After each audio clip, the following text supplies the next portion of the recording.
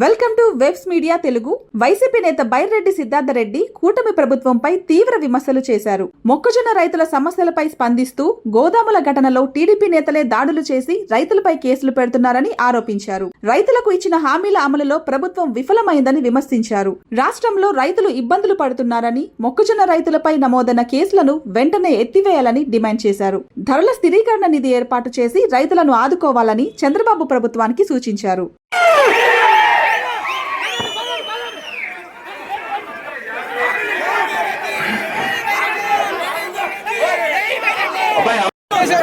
ముందు ఖాళీ చేయండి, మధ్యలో ఖాళీ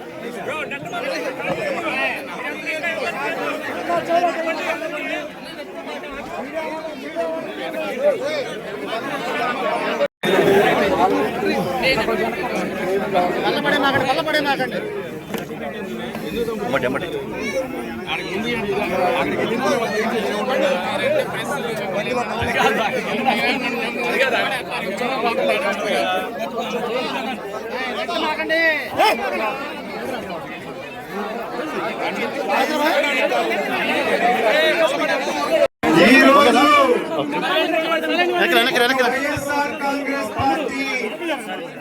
నాయకుడు వస్తాడని మీరు ఎదురు చూస్తున్నారు. ఈ రోజు నాయకుడు రాలేదు. పులివెందుల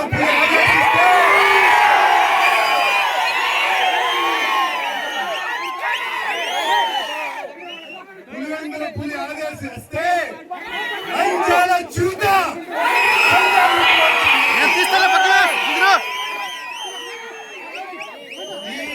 కల్పించడానికి ఇక్కడ వచ్చినటువంటి సిద్ధార్థరెడ్డి తమ్ముడు గారికి మా ఆడపల్లి గ్రామం తరఫున హృదయపూర్వక ధన్యవాదాలు చేస్తారు.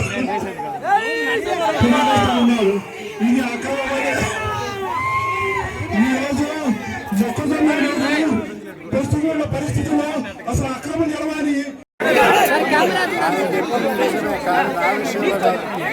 చంద్రబాబు నాయుడు గారి విషయంలో అలా శాపను అసెంబ్లీ చేసుకోవడానికి ఈ కాపీ మాస్టర్ దొంగ మాస్టర్ అక్కడ నుంచి ఆ మాటలు కాపీ చేసి దొంగతనం చేసి నా మీద